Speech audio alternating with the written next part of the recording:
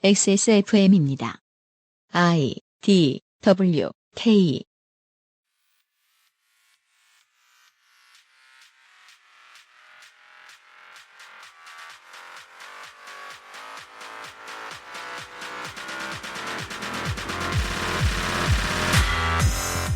북유럽 연구소 팟캐스트 에디션.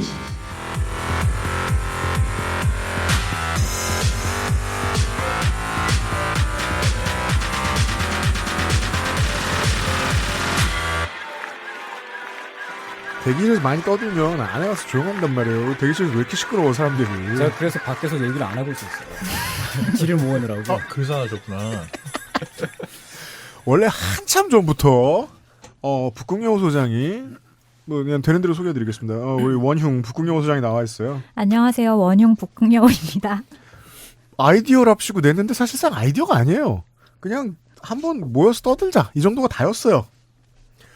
그리고 저는 지금 12월 31일 오후인데요. 예. 한 오늘 아침까지 계속 멍해 있었어요. 제가 얼마나 멍청한 상태였냐면 12월 29일에 기사를 잘못 봤을 정도였어요.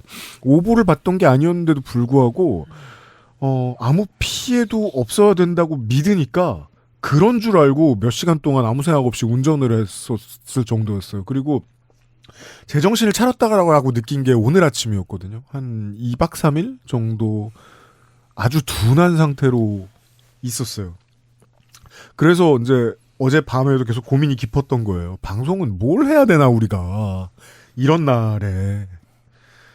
그리고 또 우리 XSFM은 예능 프로하고 음악 프로가 이번 주에 쉬어갔습니다.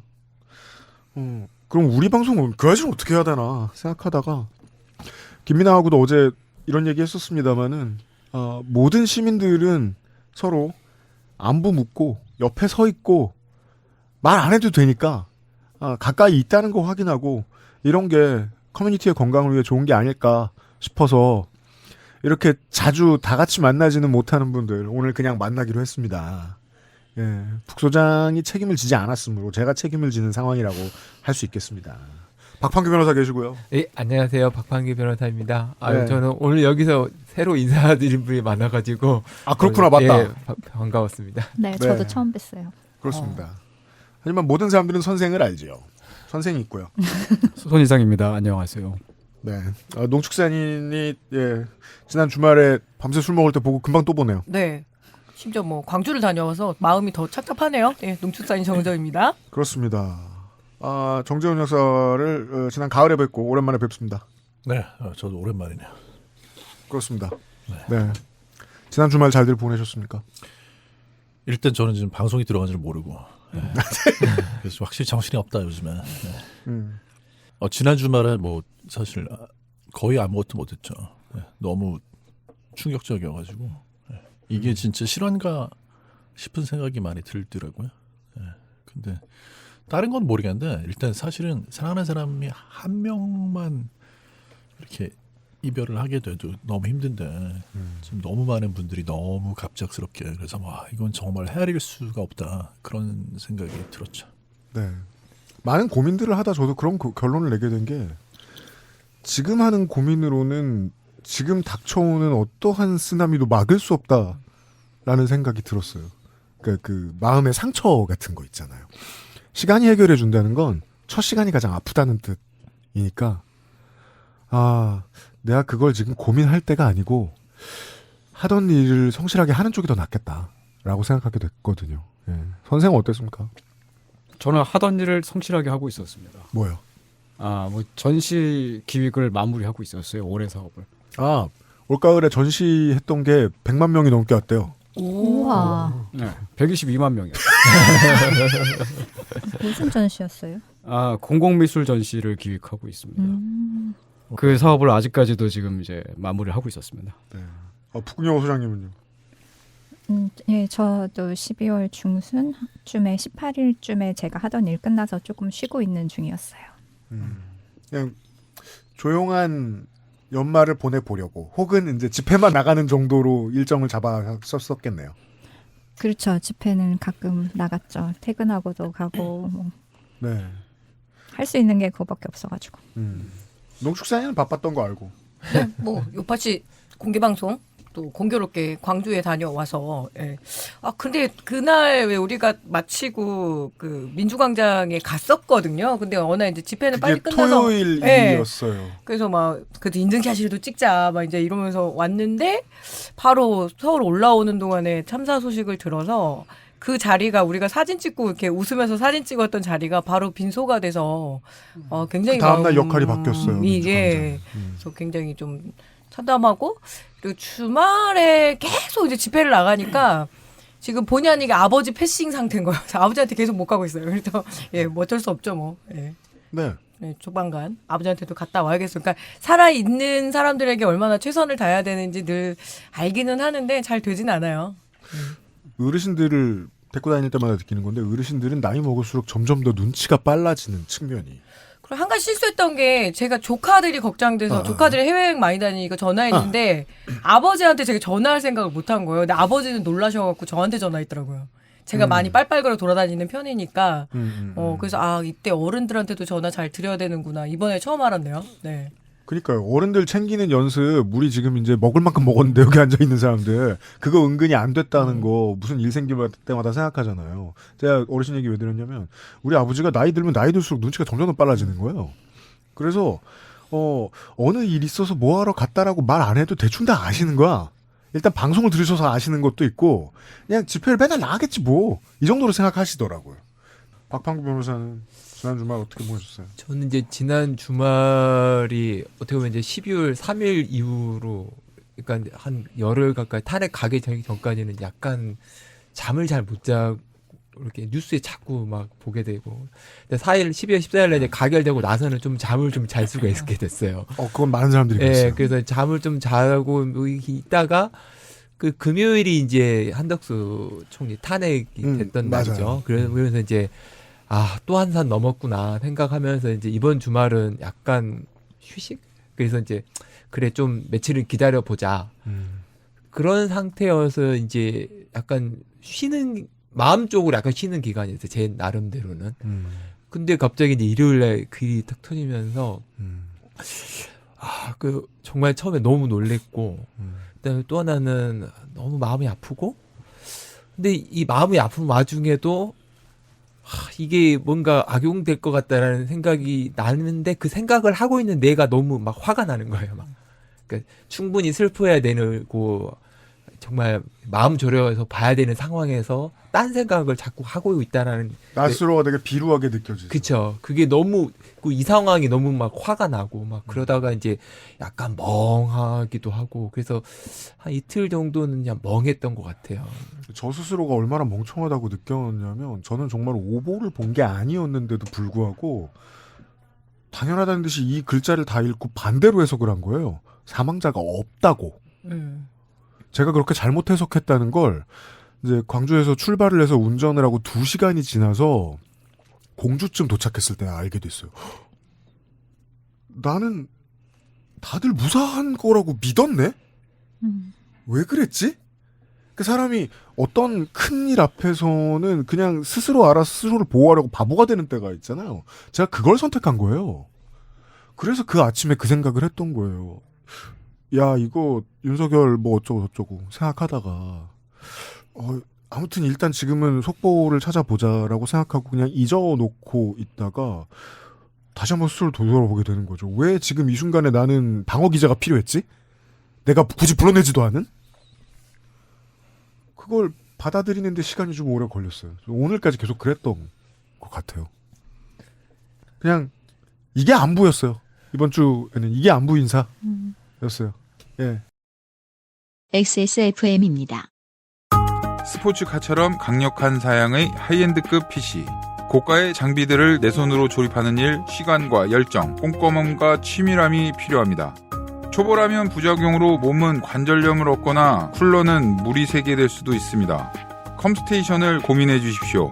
이달의 PC로도 커스텀 사양으로도 빠르고 견고하게 만들어드립니다. 액세스몰과 010-8279-5568 컴스테이션을 만나보세요.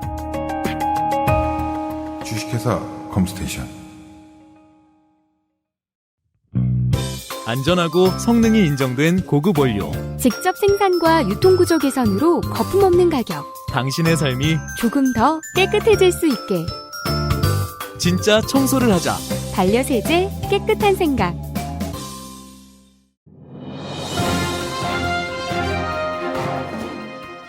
자, 전화 연결해 보겠습니다. 여보세요? 데일리라이트 맥주 효모 드셔보셨다고요? 네, 비슷한 다른 회사 제품도 먹어봤는데요. 분말이라 역하고 먹기가 많이 불편했거든요. 근데 데일리라이트 맥주 효모는 알약이라 먹기도 편하고요. 냄새가 없어 그런지 애들도 잘 먹더라고요. 이거 먹고 나서 우리 남편은 글쎄 이마선을 따라서 참... 야야야! 끊어!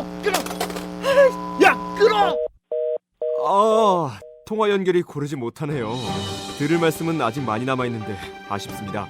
말할 수 없는 고민 직접 확인해보세요. 데일리라이트 맥주 효모. 10분으로는 부족합니다. 당신의 실력을 충분히 높일 수 있는 최적의 시간. 25분간의 전화 영어 Perfect 25.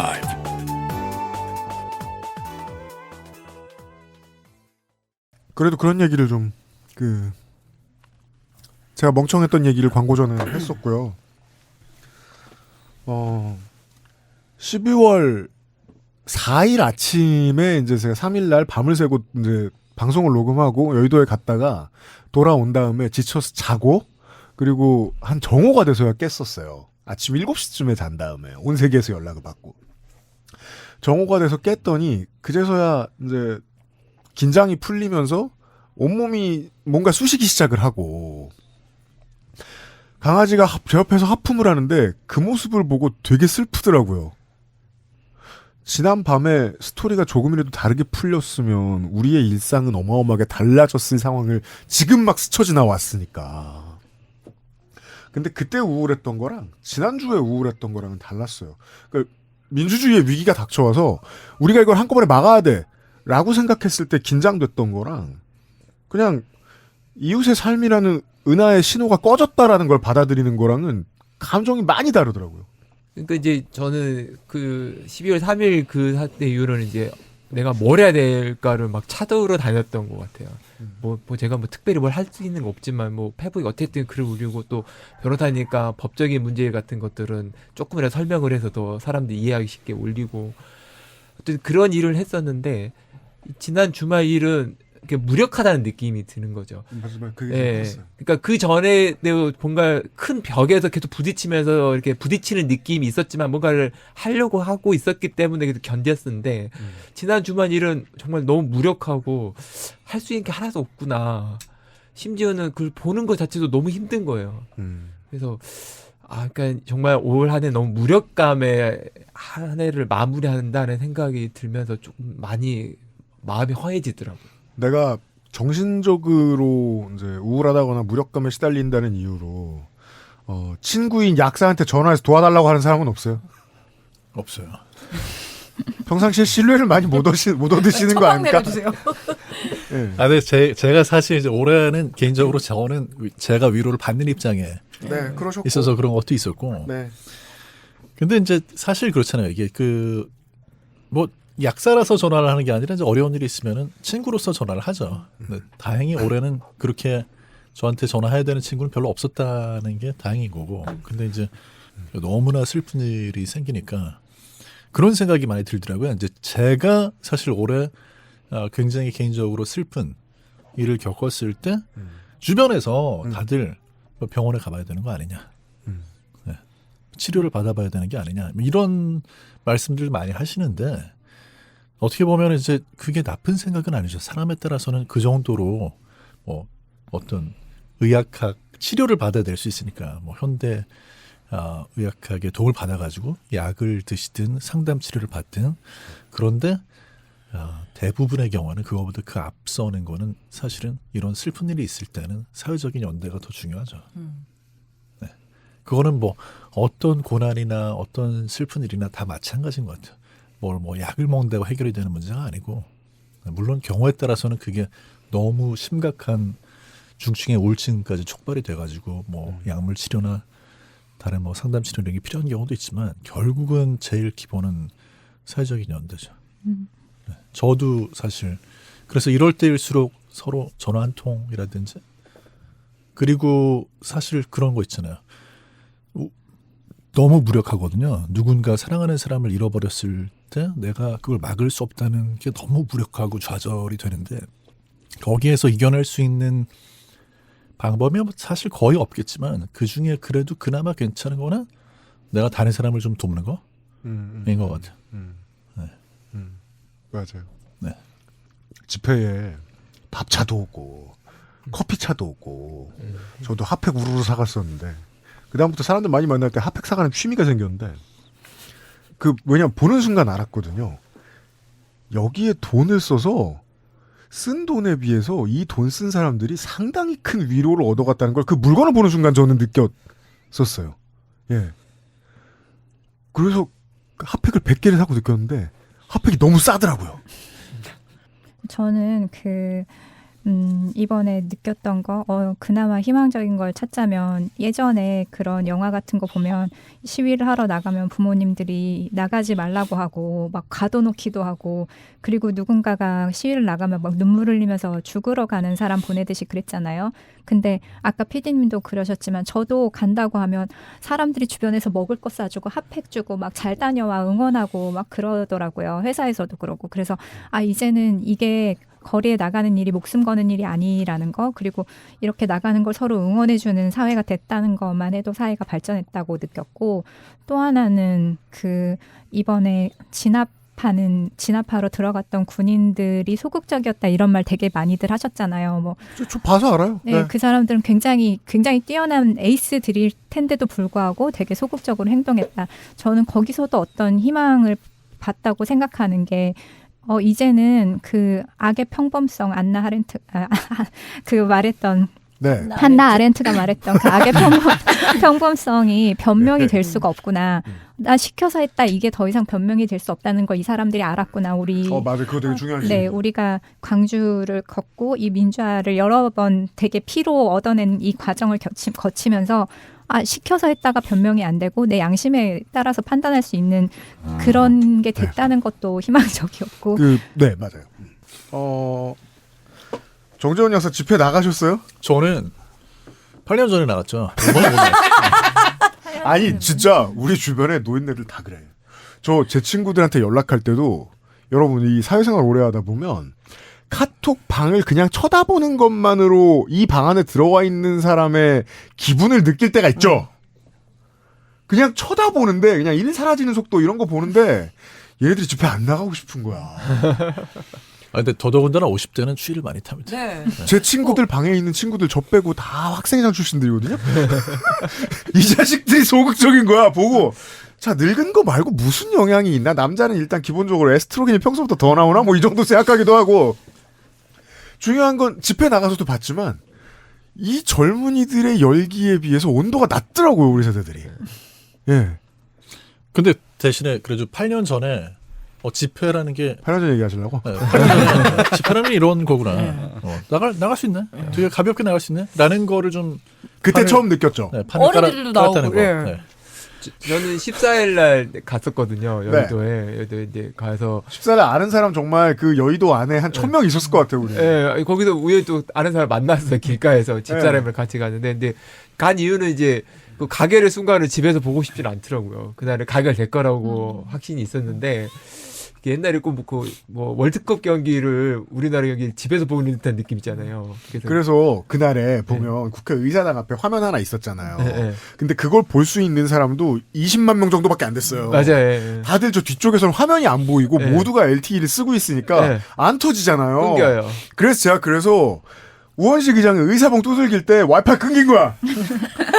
그래서 옆 사람들이 와 하는 거 보고 놓쳤다. 이렇게 와가지고 저도 한 50만 명은 저 같았을 겁니다. 유튜브 보다가 끊겨가지고 막 이렇게 재고침 하고 있는데 갑자기 소리가 확 들리더라고요. 그래서 저도 그러고 있었어요. 예. 예.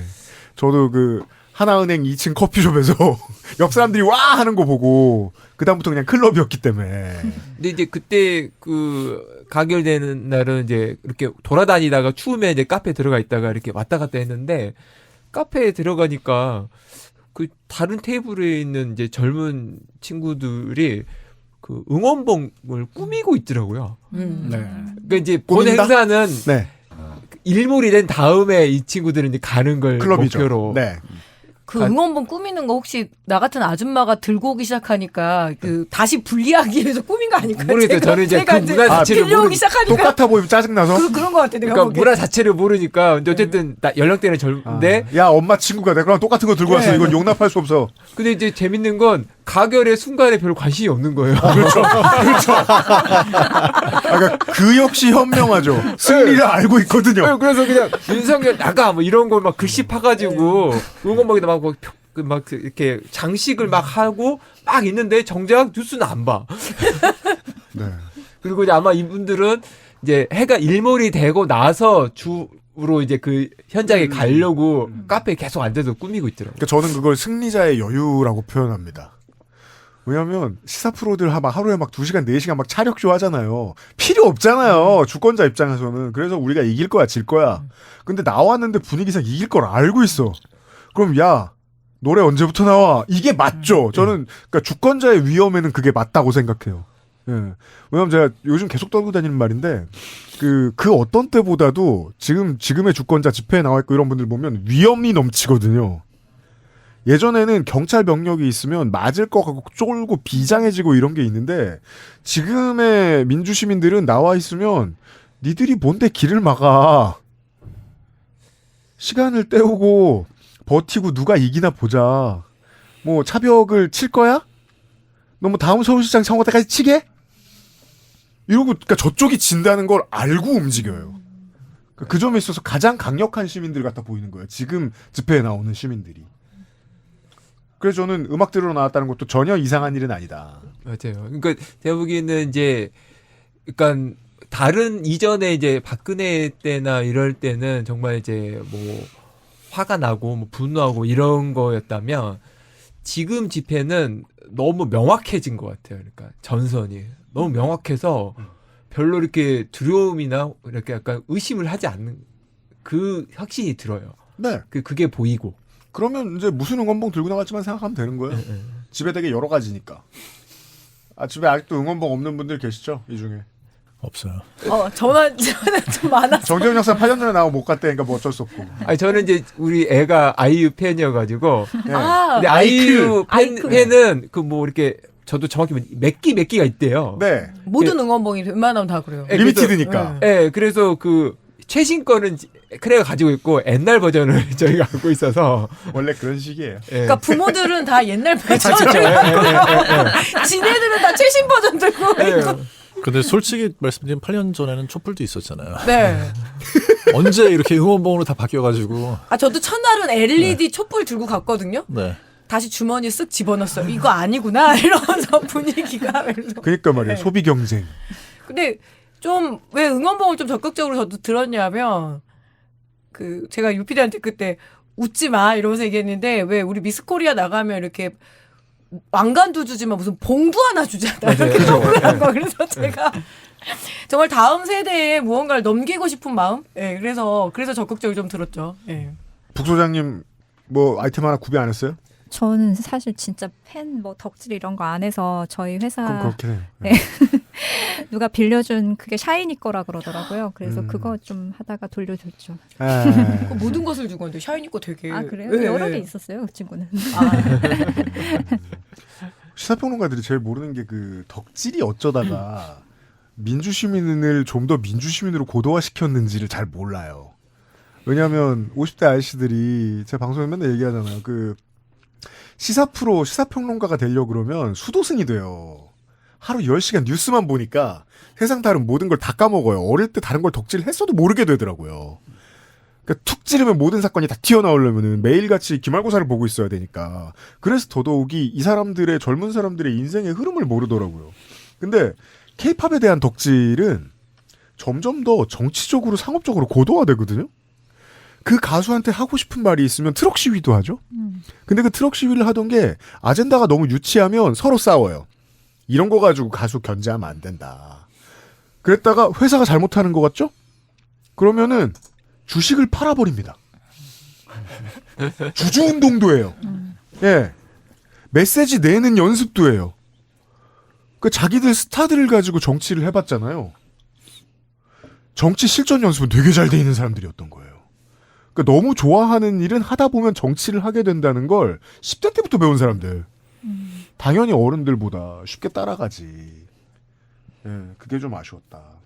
왜 의견들이 없었지? 이 사람들이 이해 못한 거예요. 이 의견 있어요. 네, 좋아요. 방금 말씀하시니까 네. 생각이 났는데 사실 저는 이게 그나마 저는 이번에 인명 피해가 없이 윤 대통령이 탄핵당할 명분을 대통령 안 붙여요? 네, 윤석열을 탄핵할 예의 바르죠. 명분을 만들어준 게 그나마 고마운 일이라고 생각해요. 왜냐하면 전 정말 2년 더 있으면 우리나라가 정말 어느 지경까지 갈지 모르겠다는 생각이 들었거든요. 그래서 올해 초에 환율 얼마였는지 아세요?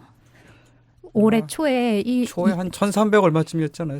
1,200 얼마였어요. 네, 1,290원? 그랬는데 지금 1,450원 왔다 갔다 1,500원 깨질까 봐 많이 두렵죠. 그러니까요. 지금. 네. 그러니까 1년 사이에 이렇게 올랐고 그다음에 시총도 저는 이제 제가 하는 일이 그런 거랑 비슷하니까 시총이 올해 1년 동안요. 우리나라 260조가 빠졌어요. 그러니까 그냥 260조가 사라진 거예요. 근데 이런 게 이렇게 보면 어떤 부패라던가 산업재해라던가 뭔가 이런 정치적인 불안이라던가 이런 게 있으면 그냥 돈이 날아가요.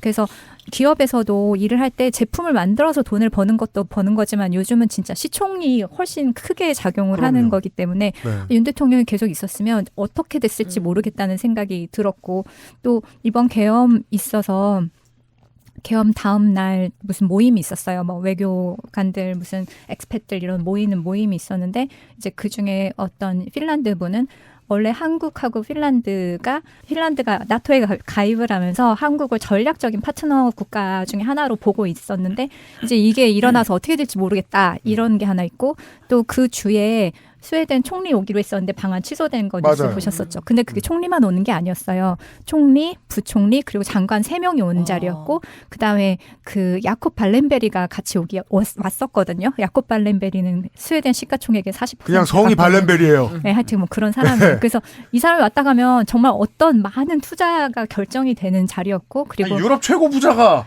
그리고 우리나라 CEO하고의 모임도 있었어요. 그랬는데 그게 다 취소가 됐단 말이죠. 그래서 저는 그 장관 중에 국방장관도 있었기 때문에 뭔가 무기와 관련된 판매가 있었겠구나. 대사가 아는 친구한테 물어봤지만 말해줄 수 없다. 그래서 그랬는데 이후에는 돌아가고 나서 한 1, 2주 있다가 아마 하나 에어로 거기랑 탄환 뭐 계약을 한 것 같은데 그게 원래 한 만큼의 계약이었을지 아니면 줄어든 계약인지 그건 몰라요. 그래서 우크라이나 러시아 전쟁이 처음에 시작될 때 북유럽 3국이 적극적으로 무기를 사들일 거라는 시장 전망 같은 게 나왔었어요. 그쵸. 그럼 당연히 후보 중에는 한국이 있었겠죠. 그렇죠. 그래서 이 계엄 이후에 원래 예정되었던 여러 가지 계약이 어떻게 됐는지도 모르겠고. 그럼 지금 김승현은 윤석열을 때리고 싶습니다. 그럴 수 있죠. 조폭들을 불러서 네. 그가 원래 잘하던 방식대로. 그건 모르겠지만 그리고 뭐 외교적인 관계도 그렇고 그래서 이 사람 하나로 날려먹은 게 너무 많아서 맞아요. 얼마 전에 그 포브스의 기사 제목이 윤석열을 뭐라고 불렀냐면 GDP 킬러. 맞아요, 봤어요, 저도. 그래서 이 정말 사람이 죽어라 숨겨주고 있어요. 그런 외신 보도들이 줄을 잇는데. 그래서 이 사람이 정말 그나마 명분을 갖춰서 이렇게 내려올 수 있어 다행이라고 생각해요. 저는 이제 이번 그 계엄 이후 내란 이 과정에서 이제 사람들이 이제 이렇게 되면 그 다음에 어떻게 해야 돼? 계속 이제 법률적인 질문을 자꾸 하는 거예요. 이거 어떻게 해야 돼? 탄핵하면 왜 헌재 재판을 왜 임명 안 하는 거야? 뭐 어떻게 돼? 임명 안 하면 어떻게 해야 되는 거야? 근데 이제 이 과정들을 이렇게 다 설명을 해주다 보면 정말 그러니까 이게 미친 자를 상대하는 게 법이 얼마나 무력한가. 그러니까 원래 법이라는 게 이제 기본적으로 논리의 영역이고 그다음 시스템의 영역인데 이게 미친 자를 상대를 하게 되면 그게 정말 취약하거든요. 그러니까 그리고 그런 사람들을 법 안에서 해결하는 게 참 오래 걸리고. 근데 문제는 이제 이 시스템이 지금 계속 오늘도 뭐 체포영장 발부됐지만 이 시스템이 지금 계속 외국에서 볼 때는 뭔가 안 돌아가고 있다는 거예요. 아니 대통령이 내란을 해서 실패를 했는데 아직까지 대통령 자리에 있고 탄핵했는데 탄핵 절차를 계속 막고 있는 여당이 있다. 이 자체가 이해가 안 되는 거죠. 그러면 이게 무슨 말이냐면 한국이 시스템이 이상한 나라인가 보다. 근데 그게 정확한 것 같아요, 제 생각에. 시스템이 이상한 나라고 그 시스템이 이상하다는 거를 알려주는 천사가 있었다. 네.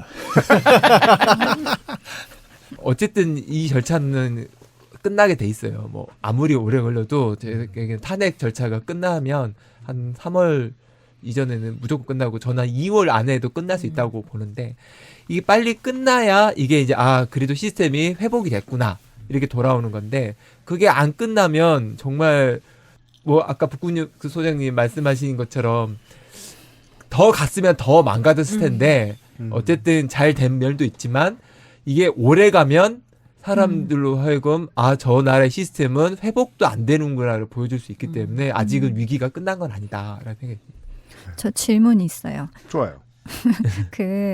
지금 이렇게 시스템 문제라고 하셨는데 저는 제가 보수적이잖아요. 그러니까 전에 보수와 여기 앉아 있는 사람들이 제일 진보했었던 보수적이에요. 네, 그렇기 때문에 전 절차를 지켜서 하는 게 맞다고 생각해요. 근데 그럼에도 불구하고 지금 있는 이 지종생존자에 있는 사람들은 국무회의에 참석했으니까 저는 전부 다 공범이라고 생각하거든요. 근데 지금 그런 사람들한테 권력의 순서가 넘어가고 있는 거잖아요. 네. 그래서 그거가 시스템이 이상한 것 같기는 한데 근데 어떻든 저는 지금 이 상황이 전국을 너무나 혼란스럽게 하지 않으려고 이 사람들을 그나마 감싸면서 이렇게 지켜가고 있는 것 같다고는 생각을 해요. 근데 과거에 이렇게 착한 마음으로 연정을 하거나 이 사람들을 포용을 하거나 이러려고 했던 시도는 제가 기억하기로는 성공한 적이 없어요. 다 뒤에서 뭐 돌을 맞거나 하여튼 다 이런 배신으로 이어졌단 말이죠. 그럼 결국은 이 착한 선이나 이런 걸 다 집어치우고 정말 그냥 적은 적으로만 보고서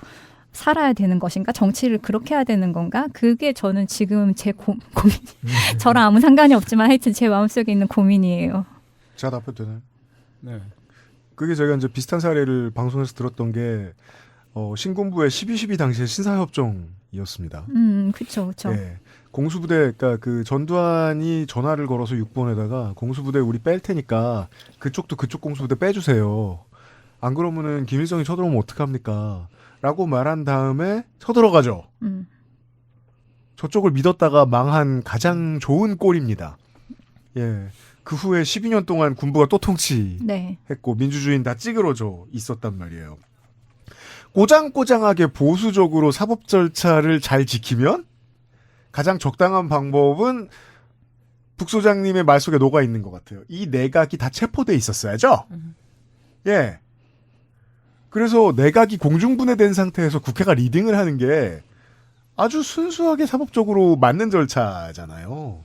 예. 이제 이 부분이 그러니까 이제 시스템이라는 게 우리 민주주의 역사가 그렇게 길지는 않잖아요.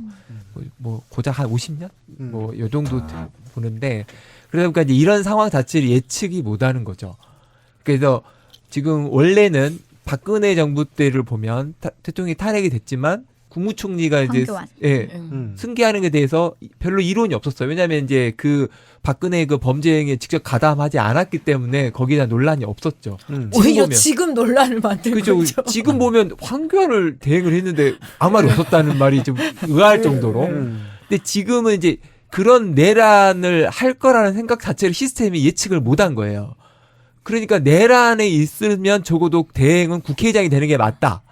그럼 이제 다음에 헌법이 개정된다면 내란으로 해서 대통령이 탄핵이 될 경우에는 국회의장을 이제 뭐 대행을 한다는 이런 게 만들어지겠죠. 근데 어쨌든 그러면 법이라는 게 모든 가능한 예상한 경우를 모두 법으로 만들 수가 없어요. 애초에. 그러면 결국은 그 빈틈이 있기 때문에 그 빈틈은 결국은 국민들 주권자들이 결정하는 거예요. 이번에도 주권자들이 메워준 거고요. 그렇죠. 네. 그래서 제 생각에는 만약에 지금 뭐 최상목 권한대행이 계속 헌재 재판관 임명을 거부하고 내란 특검을 계속 거부한다면 그 다음 탄핵은 최상목 한 명으로 할 수는 없다. 그래서 그 당시에 국무회의 참석했던 국무위원 전원을 국무회의를 공중분해시키는 게 원칙적으로 그게 맞습니다. 그러니까 그러고 이제 여기에서 이제 보수 언론이 물을 흐리려고 하는 건 이번에 그 남자 박성민 그 칼럼 저 소장이 칼럼을 그렇게 썼더라고요. 이 모든 정치의 비극은 검찰과 586의 잘못이다. 586은 왜 극단 정치 잘못이다. 이 습관이 있잖아요, 이 사람들의 사후 경직 같은. 왜냐하면 북소장님의 마지막 질문은 그거였거든요. 이렇게 상대를 적으로 보는 게 타당하냐. 그게 어디서 타당하느냐를 고민하는 게 2025년부터의 되게 중요한 일일 것 같아서 그래요. 저는 어디까지 답을 냈냐면 민주공화국의 적이면 적이죠. 내란을 옹호하거나 내란을 획책하거나 향후의 내란을 또 부추기거나 그러면 적이라서 적으로 보는 건 정치적으로 건강한 해석. 그 다음에 어떻게 해석할까? 저는 그 점에 있어서 늘 좌파적이잖아요. 민영화를 시키려고 그러면 적이고 비정규직을 더 늘리려고 그러면 적이고 저는 그게 너무 쉬웠거든요. 근데 보통의 언론인들은 그걸 되게 많이 어려워하는 측면이 있고 언론인들도 이번에 많이 충격받았어요. 아 내가 그동안 너무 양변만 펼쳤나 봐 라고 생각하고 충격받은 언론인들도 되게 많아요. 그들도 변화하는데 중요한 역할을 할 거라고 저는 기대를 하고 있기는 합니다. 예, 상대를 적으로 모는 극단 정치를 이상한 얘기 자꾸 하는데 그 단어들을 일단 금지시키는 게 좋을 것 같습니다. 정치는 원래 복수잖아요. 예. 그래요? 5년에 한 번씩 복수하고 그거 정말 정치학에서 그렇게 하거든요. 근데 그 복수가 진짜 뭐 칼을 찌르고 그런 게 아니라 정치적으로 복수한다는 건 그 체제 혹은 그때 그런 분위기와의 결별이니까요. 옛날 프랑스에서는 많이 찔렀어요. 네. 이번에 그 오랫동안 데이터 센트럴 멤버로 활동하면서도 그렇게 국회가 중요한지 잘 몰랐었거든요. 특히 국회의장이 그렇게 중요한지 몰랐었어요. 근데 저도 많이 배운 거죠. 이제서야. 아, 저게 이렇게 그 국회의장이라는 왜 서열이 의전 서열이 국무총리와 같은지를 이번에 그 무게감을 처음으로 이제 저도 깨닫는 계기가 됐네요. 상권 분립의 개념을 잘 못 잡아요. 네. 저는 우원식 의장이 그 무게감이랄까 네. 절제력이 굉장하다고 느꼈던 게 손에 오한말을 들고 계시잖아요. 나무긴 하지. 여당 사람들이 막 그렇게 막 앞에 와가지고 막 그러는데 이걸로 한번 누구 깰 생각을 하지 않더라고요. 왜냐면 의장 착해, 의장 착해 그랬다잖아요. 그리고 저는 그때 그걸 다 봤기 때문에 알아요. 네. 양문석 의원이 다가오고 있었거든요. 모두를 때리겠다는 표정을 하고. 그래서 우원식 기장은 아무 걱정도 할 필요가 없었던 것 같아요. XSFM입니다.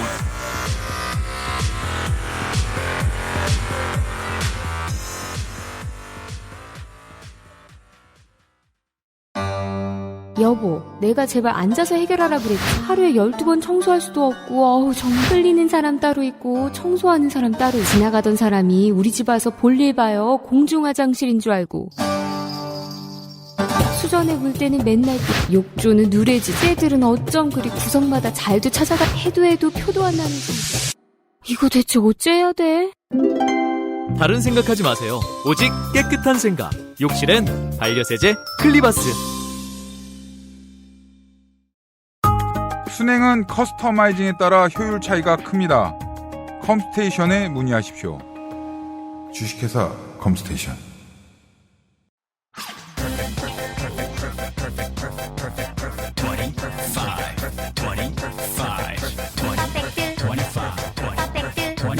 전화로 공부하는 원어민 1대1 수업. Why don't you call Perfect 25? 좋아요. 진짜 확실히 좋아졌어요. 이렇게까지 효과가 좋을 줄은 몰랐어요. 자신감이 생기니까 어제는 소개팅도 했다니까요. 저한테 진짜 잘 맞는 것 같아요. 저 이거 먹으니까 세상에나. 저 이마선을 따라서요. 잠먹. 야야, 마고. 누구 망하는 걸 보고 싶나요? 말할 수 없는 고민? 직접 확인해보세요. 데일리 라이트 맥주 효모.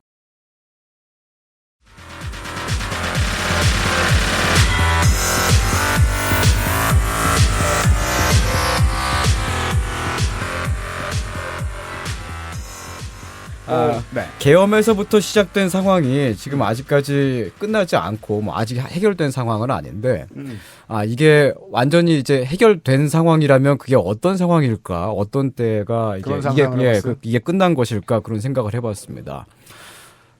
일단 12월 4일 계엄 해제일이 국경일이 되겠죠. 그렇죠. 그리고 12월 달에 이제 휴일이 크리스마스밖에 없었는데 그 방학이잖아요. 그래서 되게 좋은 기간이고. 손이상은 원래 이 말을 하게 두면 휴일을 늘리자고 합니다. 되게 중요해요. 이게 그 국가적인 리추얼을 만들어내는 게 되게 중요해요. 그리고 12월 3일 정도에 12월 3일 밤에 국회의원들이 국회에 담을 넘어서 가는 거예요. 매년마다. 그리고 12월 4일에 이제 와서 다 같이 이제 그 우리가 계엄을 해제했던 것을 다 같이 기념을 하고. 그 만국기 대신 그거 걸면 좋겠네요. 그때 그동안 나왔던 그 깃발 재밌는 거 많잖아요. 만국기 걸고. 부러면 안 깨냐?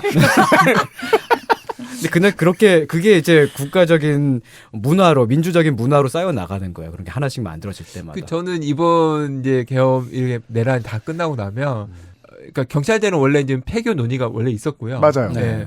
그 육사도 같이 폐교를 해서 육사 자리는 다시는 군인들이 쿠데타를 일으키지 못하는 교육 장소를 썼으면 좋겠어요. 그래서 모든 군인들이 반드시 거기 가서 그런 내란 같은 거 하면 어떻게 되는지를 보여주는 그런 교육 장소로만 사용하는. 아니면은 뭐 사람들은 뭐 시간만 나면은 돈 많은 사람들은 골프장 만들고 싶어 하니까 그냥 구경 컨트리 클럽 만든 다음에 폴대에 목을 걸어놓는 거죠. 그리고 동아야 거기 노원구 화랑대역 앞에 되게 아름답게 그 철도공원 꾸려놨거든요. 그래서 그거랑 다 연계한 어떤 패키지 관광 사업을 해도 우리 많이 화랑되겠네요. 요파시 팀들은 그 민주광장 갔을 때 그 얘기했어요. 네. 육사를 굳이 존치시키려면 여기가 캠퍼스다. 전일 빌딩 바로 앞에.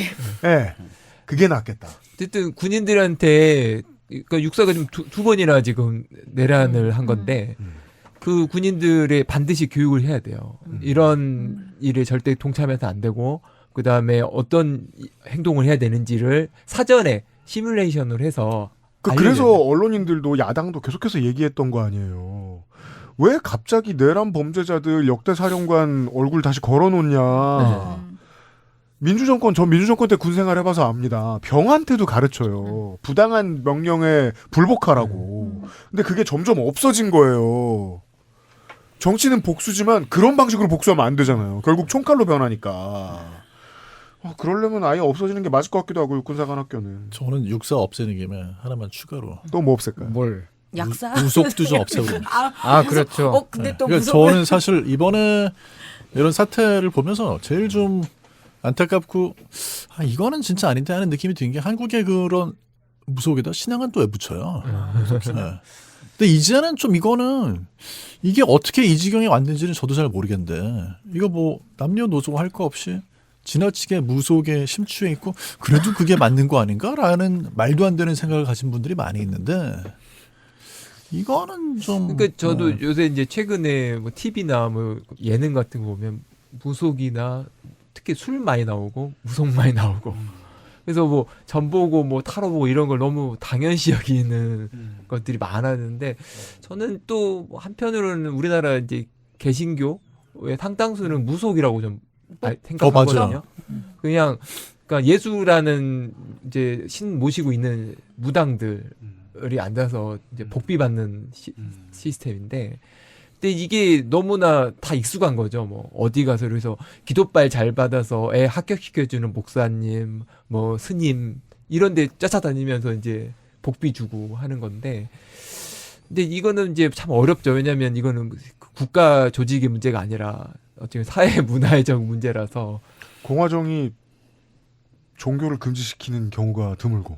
예, 드물고. 그래서 적어도 방송에서는 무속 같은 게 계속 그러니까 전보고 사주보고 관상보고 좀 걸러질 필요가 있죠. 예, 보수적인 북소장님 근처에는 개신교인 많지 않아요?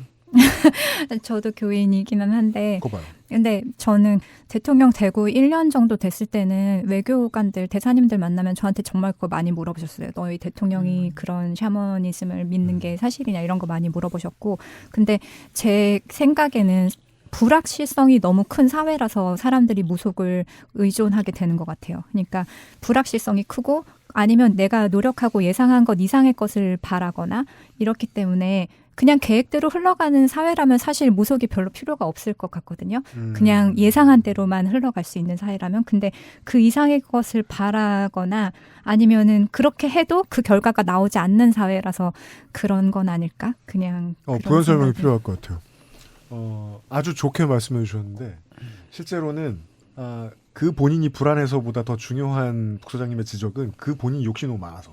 네, 그것도 있어요. 왜냐하면 그 말씀대로 지금 해주신 말씀대로가 맞으려면 인생이 불안하고 불확실한 사람들 중에 최고는 20대 여성들인데 그 사람들이 다 민주주의 지키러 나왔잖아요. 예, 교회 안 따라다니고. 그럼 보수 개신교 믿는 사람들은 가장 불안하고 이런 사람들 누구? 대통령! 그 사람들은 왜 이렇게 불안해?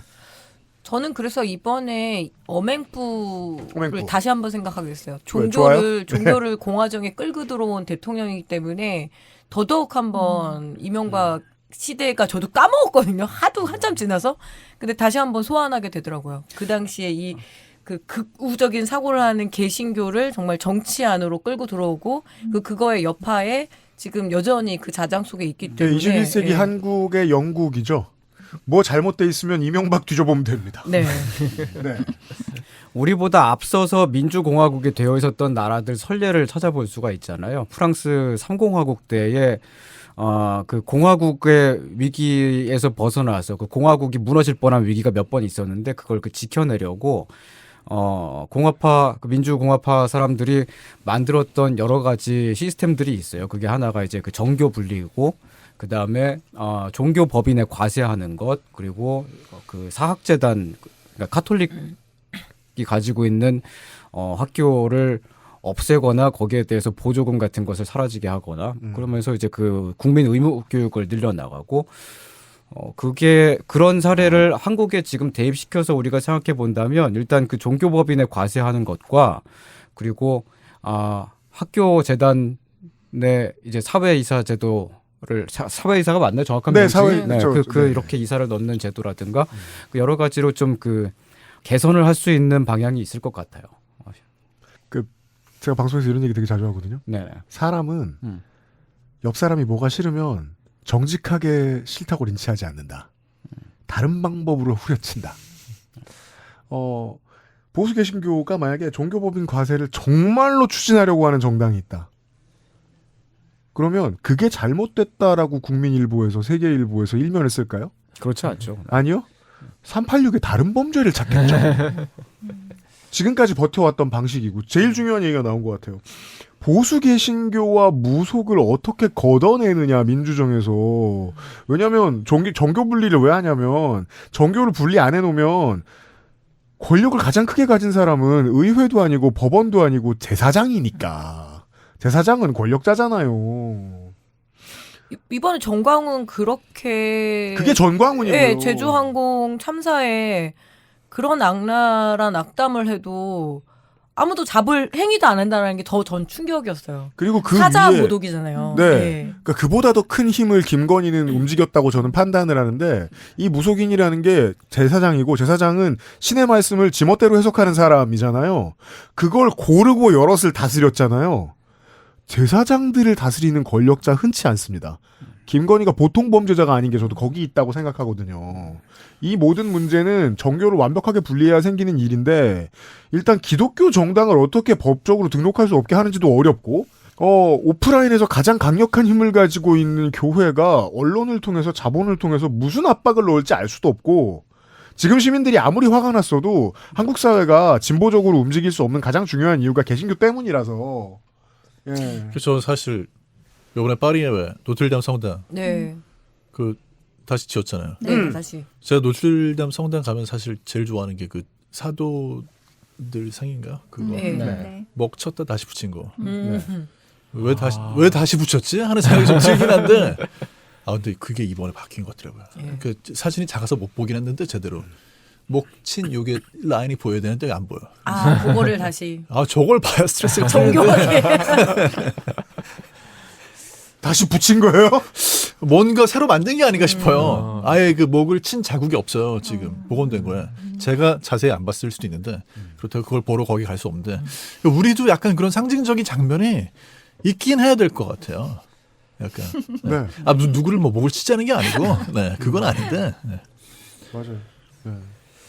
20세기 현대사만 잘 알고 있던 사람들은 검찰이 이렇게 강해질지 개신교가 이렇게 강해질지 몰랐으니까 우리 세대 혹은 우리 다음 세대의 짐이 되는 거예요. 우리 세대가 나 있는 동안 우리 세대가 살아있는 동안 개신교 어떻게든 견제할 방법을 만들어 놓는 게 좋을 것 같다는 생각 이번에 정말 많이 하긴 했었습니다. 제 기독교 정당을 제가 하나 만들까요? 김인당 지금 이게 무슨 소리입니까? 스웨덴 김인당하고 같이 연대를 해서 그러면 이거는 진짜 질문인데 뭐 저도 천주교 신자긴 하지만 그런 거 그러니까 일단 국회에서 뭐 조찬 기도회나 이런 거를 공식적으로는 없애야 되는 거 아니에요? 이건 선생님이 대답해 주실 수 있을까요?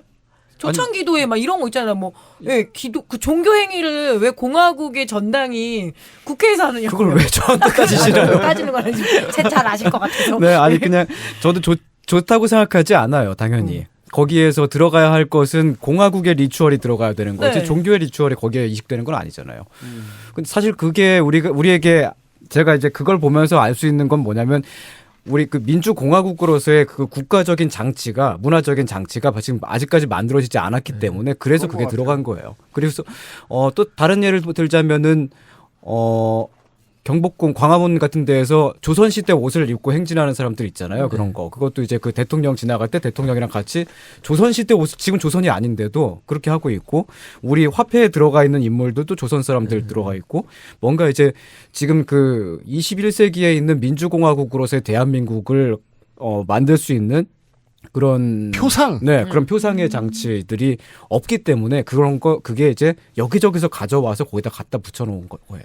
그러니까 조찬기도에 보면 제일 재밌는 게, 저기 주호영 같은 의원은 엄청난 불자거든요. 왜 저기 가서 기도하고 있어요? 그리고 나경원 천주교 신자도 왜 저러고 있어요? 그게 다 보이거든요. 그래서 되게 저게 얼마나 파워가 세면 무조건 그런 개신교 조찬기도에 갈까? 뭐 이런 생각 많이 했어요. 심지어 이제 그 이명박 대통령 때는 대통령이 바닥에 무릎을 꿇었었죠. 그러니까요. 그게 아주 되게 상징적인 장면이었어요. 서울도 봉헌하고. 네. 시장하기 직전까지도 그 압구정의 교회에서 주차 보조도 했었어요. 네네네. 그랬었죠. 예. 네. 실제로 거기 있는 사람들이 정치 인맥이 됐고요. 예, 고소영 할 때 그 소가. 그러니까 뒤져보면 다 이명박부터 시작했다니까. 이번에 옵션 열기 나중에 덕질인 시킬 건데요. 저번 곁에 있는. 옵션 열기란 뭘까요? 덕질인이 공부하고 있습니다. 선생한테 화를 내는 건 아니고 이런 게 궁금하면 선생한테 물으니까. 윤상현 의원이 지난 주말에 태극기 집회 가서 절을 했잖아요. 그랬었습니다. 사과를 합니다. 네. 그래서 사과 이렇게만 나와 있는 거예요. 한국일보에. 한국일보 미쳤나 왜 이래. 봤더니 예상한 대로 탄핵 당하게 해서 사과한 거잖아요. 네. 예.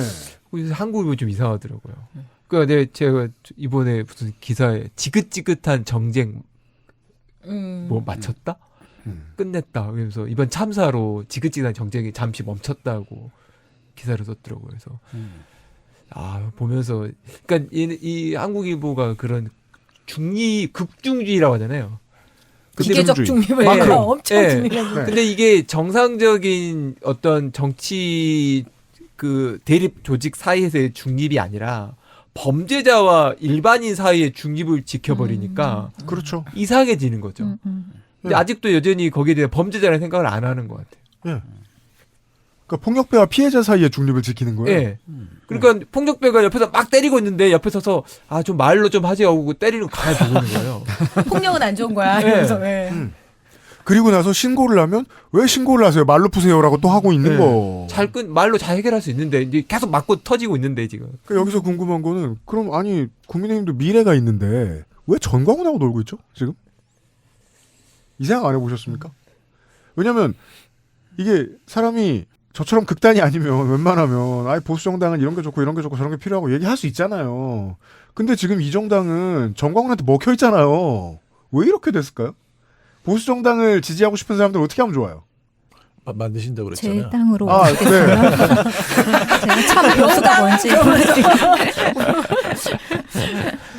저쪽 정당 분들 덜어 알지 않으십니까? 부소장님?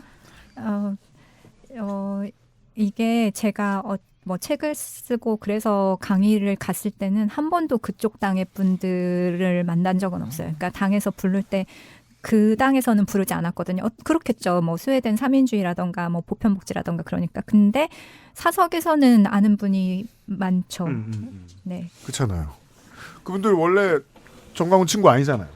그렇죠. 그리고 나름 지금 상황이 굉장히 화도 나 있는 것 같고, 그러니까 진짜 보수 입장에선 되게 화가 나야 되는 상황인 거니까요. 지금 상황이. 근데 왜 공개적으로 딴소리를 못 할까요?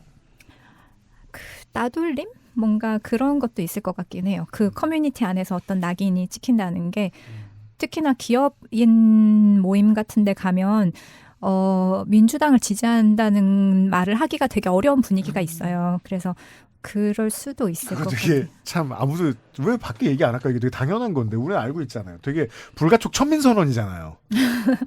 뭐 그럴 수도. 근데 지금은 뭐 내부 안에서 워낙 그 불이익이 많이 있었고 기업도 지금 좋은 환경이 전혀 아니잖아요. 정치가 어쨌든 안정이 돼야지 기업 활동하기도 좋으니까. 그래서 불만은 굉장히 많은 것 같기는 해요. 근데 영원히 안 말하잖아요.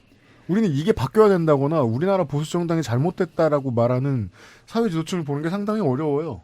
근데 약간 이게 모든 게 연결되어 있긴 한 것 같은데, 다시 잠깐 무속과 비슷한 기독교, 한국의 개신교 이런 거를 연결져서 생각을 해보면 그게 왜 안 없어지고 전광훈 같은 저런 사람이 어떻게 저렇게 버티지라는 걸 생각을 해보면 점점 더 커지는 것 같아요. 아직도 많은 기득권의 권력과 뭐 재력과 이런 걸 가지고 있는 사람들이 다 그쪽에 붙어 있는 사람들이니까. 그러니까 어떻게 보면 한국 사람들이 저거가 맞아가지고 믿을까?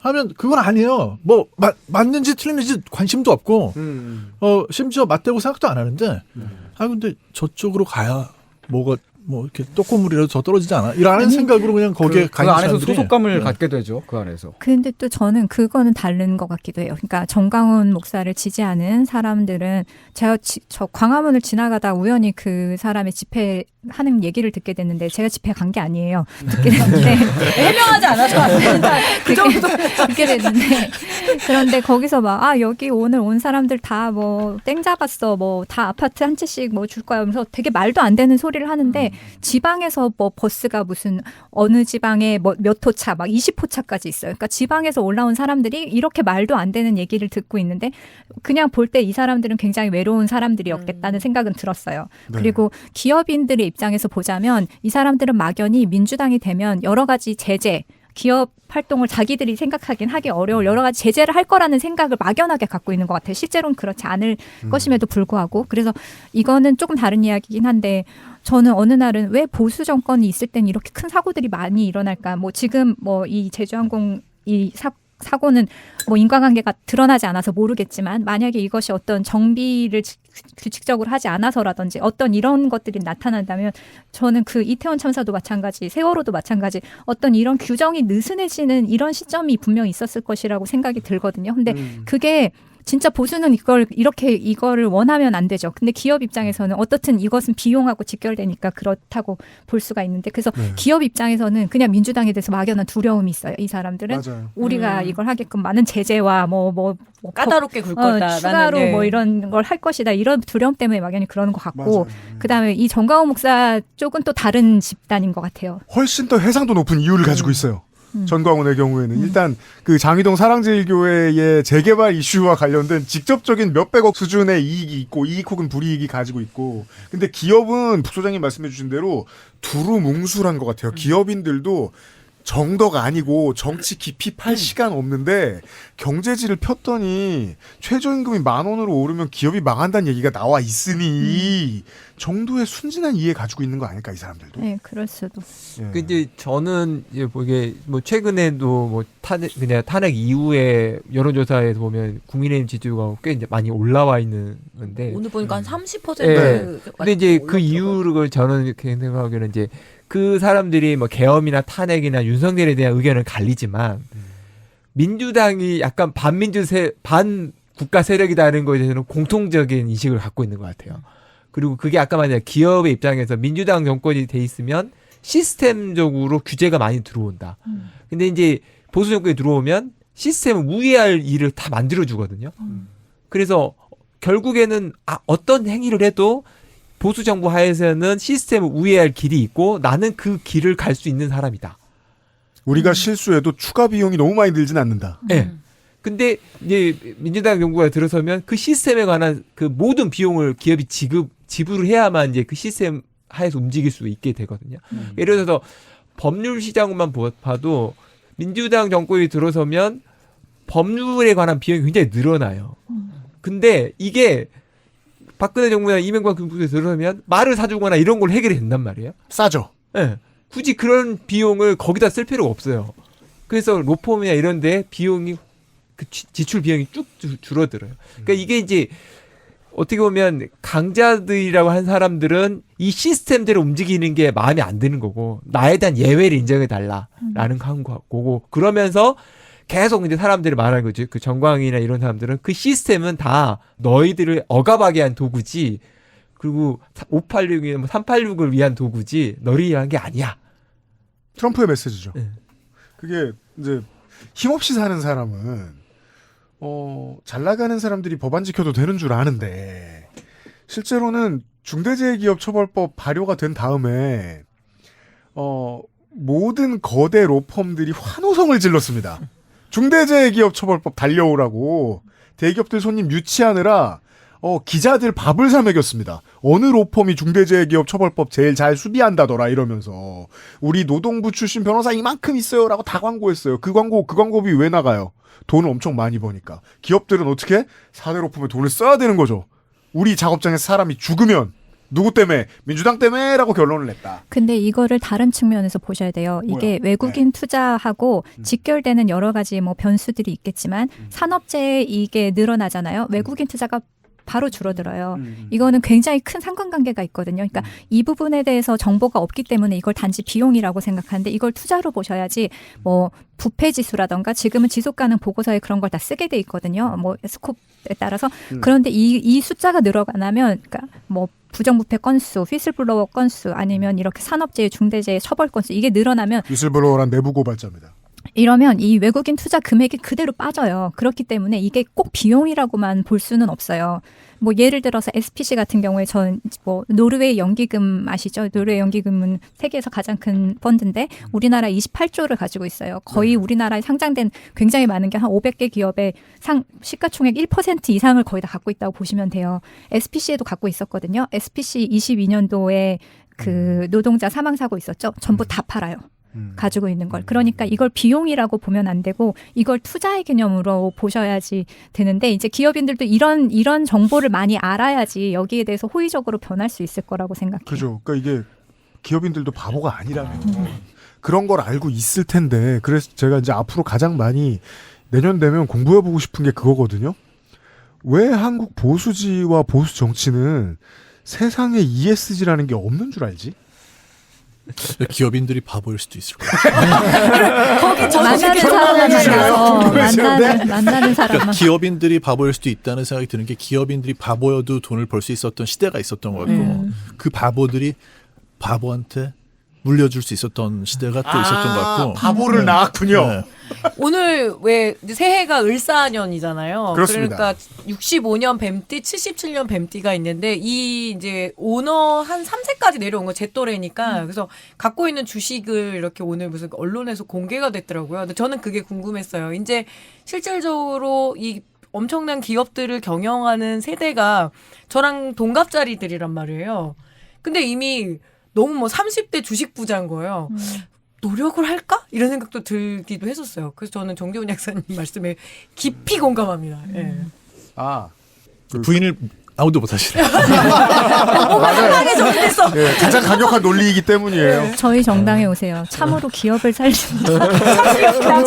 참기업 당해주세요. 기업 기독 민주당? 좋은데요? 제가 진짜 많이 고민하던 부분에 대한 지적이었던 것 같아요. 기업들이 굴러가는 이유는 오너 2, 3세가 유능하기 때문이 아니잖아요. 개발팀이 유능하고 생산직들이 유능하기 때문이잖아요. 조선소가 잘 되는 이유는 기술직에 있는 분들이 잘해서인 거지 경영진이 기가 막히게 배를 팔아서가 아니잖아요. 한국은 윗사람들이 막 해도 아래에서 때려 막아서 되게 잘 되는 나라예요. 이게 한국하고 일본의 가장 이상한 점인데 위에서 막 해도 위는 잘 사는 이유는 아래에서 잘하기 때문이거든요. 맞아요. 예. 그 정점에 기업인들도 있고 검사들도 있고 소수의 보수 정치인들도 있었던 것 같아요. 우리가 윤석열 보면서 계속 놀라는 이유가 그거잖아요. 저 사람 왜 이렇게 어제 내가 알던 것보다 뭐 더 무식해? 그게 지금 2년째 계속 갱신되고 있잖아요. 그럼 수사는 누가 했어? 정치는 누가 하길래 2년 동안 대한민국이 굴러간 거야? 그 모습을 6시간 일주일 만에 아주 짧은 시간 동안에 한국이 보여줬던 것 같아요. 실제 정치는 주권자가 했고 저 어떤 정치인들은 나라를 망치는 일만 해왔다. 그랬더니 제가 이제까지 가지고 있던 한국사에 대한 이해하고 아주 잘 맞아떨어지더라고요. 이승만이 탄핵을 몇 번을 당하고 도망을 치고 했어도 4.19 의결을 일으킨 시민들이 움직여 준 거거든요. 대부분의 대한민국의 친이 쿠데타와 쿠데타들 그로 인해서 얻었던 문제들은 다 결국 국민들이 회복해줬거든요. 이게 밑에서 쳇바퀴를 굴리는 사람들이 잘하니까 위에 있는 사람들이 점점 더 버릇이 나빠지는구나. 그렇다면 어떤 기업인들은 아주 낮은 수준의 이해도만 가지고 있어서 ESG의 역행에도 우리 회사는 망하지 않을 거야 정도의 놀랍도록 순진한 생각을 유지하고 살 수도 있겠죠. 매일 술을 마셔도 괜찮다고 생각했던 분이시 간 열상이 오거든요. 그렇죠. 회사 경영을 뭐 그 점쟁이를 통해서 한다든지. 그렇습니다. 저희가 지금 이야기를 나누는 동안에 국회에서 국가범죄의 경우에는 공소시효를 배제하는 특례법이 통과가 됐어요. 대한민국과 미수교국이 딱 2개 있습니다. 북한하고 시리아. 네. UN, 비UN으로 하면 코소보까지 늘어나거든요. 윤석열이 거기로 도망가도 영원히 붙잡힐 수 있게 됐네요. 당장의 그 종교를, 당장의 기업을, 당장의 보수 정치를 바꿔내지는 못할 텐데 그래도 내년에는 올해보다 더 좋은 일이 있을 것 같습니다. 점점 나아지겠죠. 네. 그러니까요. 네, 국민들은 확실히 나아졌습니다. 네, 국민들은 잠재 능력을 발견했죠. 네. 그러니까 의식도 나아졌고 그 갖고 있는 수단이나 방법들도 나아졌어요. 저희 때보다 훨씬 더. 참사에 대응하는 시민들의 매뉴얼이라고 해야 되나요? 그것도 참 많이 발전한 것 같아요. 전 아무리 생각해도 네. 로타리 클럽이 하루가 안 돼서 무안공원에 밥차를 끌고 왔잖아요. 네. 이건 분명히 딸내미들을 보고 배운 겁니다. 지금 로타리 클럽뿐만 아니라 이 아주 다양한 지역의 그 단체들 있잖아요. 일종의 좀 보수성을 띈 봉사단체들 많거든요. 라이언스 클럽, 로타리 클럽, 네. 예, 그래도 이렇게 바로 직결하고 그 중에서도 이번에 이제 남태령에서 함께 싸웠던 전여농, 그러니까 무안군 여성 농민에도 어떻게 이제 김밥만 먹을 수 있냐 좀 차잖아요. 그러니까 그냥 바로 그냥 밥을 해서 지금 200인분씩 매일매일 하고 계시더라고요. 그러면 이렇게 지역사회의 큰 슬픔이고 이게 건너 하면 다 하는 거예요. 게다가 이번에 그렇죠. 농협 조합원들이 이제 큰일 끝내고 한번 여행을 가신 거예요. 그러니까 그 농협 조합원이면서 농민의 동료이면서 지역의 이웃이면서 이게 다 겹치는데 그때 이제 저 같은 사람이 가서 위로하는 것보다는 매일매일 일상을 함께했던 이웃들이 손잡아주는 게 훨씬 더 큰 위로거든요. 그래서 그 일들을 좀 하고 있어서 우리가 큰 슬픔, 큰 참사를 연거푸 이렇게 당하면서도 거기에서 지지 않았다라는 거는 요즘 더 많이 강력해졌다는 느껴요. 건 네. 확실히 확인합니다. 아까 딸내미한테 배웠을 거라고 그러셨잖아요. 네. 그런 부분이 좀 중요한 것 같아요. 그러니까 이제 사실은 나이가 든다고 해가지고 뭐 예를 들면 스마트폰 쓰는 방법이라든지 이런 것만 더 젊은 세대한테 배우면 되는 게 아니고 사실은 어떤 면에서는 내가 누군가를 돕기 위해서 내가 사회적인 연대를 하기 위해서 나이가 든 세대가 젊은 세대한테 배워야 될 게 많아요. 술 안 먹고 그렇게 밤새도록 즐겁게 노는 것도 배웠잖아요. 제가 이번 세대. 윤석열도 이걸 배웠어야 되는데. 노래하고 춤추고 이야기하고 재밌게 놀던데. 예. 뭐 반대로 이제 뭐 또 나이 든 세대한테 젊은 세대 배울 것도 있겠지만 우리는 약간 기본적으로 젊은 사람한테 나이 든 사람 배우는 건 좀 이상하다고 생각하는 그런 분위기도 있었던 것 같은데 이제 서로 배우긴 해야 될 것 같아요. 맞아요. 배워서 리뉴얼된 측면이 많이 있습니다. 네.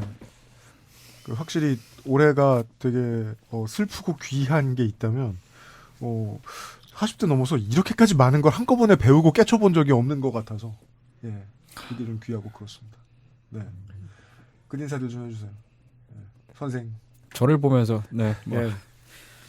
새해 복 많이 받으세요.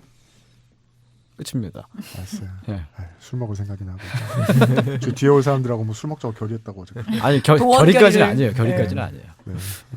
북소장님 모든 사건을 벌리신. 저는 그 1994년에 스웨덴의 스톡홀름과 에스토니아로 오가는 페리가 이렇게 침몰을 해서 한 800명 이상 사망한 사고가 있었어요. 근데 작년에 중간 보고서가 나왔거든요. 그러니까 우리의 연대가 오래가는 연대였으면 좋겠어요. 30년 만에. 네, 그러니까 계속 새로운 증거가 나오고 새로운 과학 기술이 발견되면 이제 그건 아직까지도 미궁에 빠져 있었던 거기 때문에 계속 이렇게 나오면 또 조사를 하고 또 조사를 해서 그래서 이게 풀릴 때까지 가는 거예요. 그래서 우리가 지금 풀리지 않은 것들도 있고 그렇겠지만 실망하지 않고 계속 오래가는 연대를 가지고 갔으면 좋겠습니다. 네, 그것도 뵙겠고 기억을 어떻게든 끌고 가서 계속해서 활용하는 것도 저널리즘이 할 일인 것 같아서 연구 중이에요. 농축사님. 네, 아유 이렇게 연말이 훌쩍 와버려서 저도 정신이 없는데 어쨌든 마무리를 또 이렇게 스튜디오에서 오랜만에 또 뵙는 분들 계셔서 정말 어떤 면에서는 좋고 반갑고 그러니까요. 제가 위로를 좀 받네요. 굉장히 혼란스럽고 많이 힘들었거든요. 그런데 좀 저도 제가 할 일을 좀 찾아가지고 좀 해봐야 되겠습니다. 네. 네. 박 변호사님. 네. 제가 이제 이런 말을 주변 사람한테 했을 때 그게 희망이 되는 말인가? 이런 말을 잠깐 하는 저만의 희망을 갖는 이야기가 있는데 그게 뭐냐면 최악의 상황에는 없다. 왜냐하면 더 나빠질 수 있기 때문에. 그래서 지금 최악의 상황이라 하더라도 더 나빠지지 않도록 노력해야 된다. 그리고 분명히 지금 최악의 상황이라면 더 나빠지지 않은 것에 대한 희망에 있는 상황이다. 이게 이제 제 나름대로의 희망을 갖고 있는 상황이에요. 그래서 어떤 상황에서도 희망은 늘 있고요. 왜냐하면 아직이 더 나빠지기 전에 희망적인 상태일 수도 있다는 거죠. 그래서 하여튼 2024년 뭐 다들 힘쓰셨겠지만 2025년에는 더 나빠지지 않게 노력하면 더 좋은 상태가 되지 않을까 싶습니다. 네. 조전 여사 끝으로. 예. 저는 사실 이제 올해 어떤 생각했냐면 슬픔이라는 거는 이겨낼 수 있는 게 아니구나 라는 생각을 되게 많이 했거든요. 그래서 슬픔은 이겨내지는 못하지만 내가 이거를 안고 가야 되겠다. 대신에 나는 살아있으니까 살아있는 동안에 내가 할 수 있는 일은 하면서 살아야 되겠다는 생각을 되게 많이 했는데 그게 개인적으로나 사회적으로나 꼭 필요한 것 같아요. 그래서 우리가 슬퍼할 일이 있을 때는 그거는 빨리 이겨내려고 하지 말고 계속 슬퍼해주고 대신에 그렇다고 해서 우리가 해야 되는 일 안 하고 사는 건 아니다라는 생각을 올해 좀 많이 해야 될 것 같다라는 생각을 했고 오늘 너무 그렇게 같이 뵈가지고 방송하니까 좋네요. 그러니까요. 네. 왜 꼭 이 나이쯤 되면 이제 노인네들이 그 명절에 뭐라 합니다.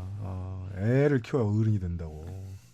이번에 이제 조금이나마 그게 무슨 의미인지 알게 된 게 부모가 되면 하는 수 없이 나의 당장의 고통을 타인을 배려하는 방식으로 잊어버리는 훈련을 하게 되거든요. 애가 있고 없고 되게 많은 시민들이 그 훈련을 하면서 고통의 순간을 넘기고 있게 됐습니다. 그래서 얼굴 보자고 했던 거고요. 예. 본인 컵을 들고 나가시고. 이 컵 얘기 좀 해줘. 너무 웃겨, 지금. PK 농약됐어, 지금. 네, 박판규 변호사 PK 써있고 컵에. 사진 찍어서 올려야겠다, 이거. 정재훈 약사, 약! 이렇게 써있고. 북소장이 해온 케이크 먹을 때 쓸 포크 집어넣으라고 컵을 나눠줬는데, 네, 컵들 들고 나가셔서, 다음 컵 주인들 들어오라고 불러주시고. 청취자 여러분, 1월 1일입니다. 자, 고통을 서로 덜어주는 새해가 되도록 합시다. 감사합니다. 자주 만나요, 올해. 네, 고맙습니다. 감사합니다. 해피 뉴 이어. 저희는 내일 이 시간에 5명이 더 있습니다. 돌아오도록 할게요. XSFM입니다. I, D, W, K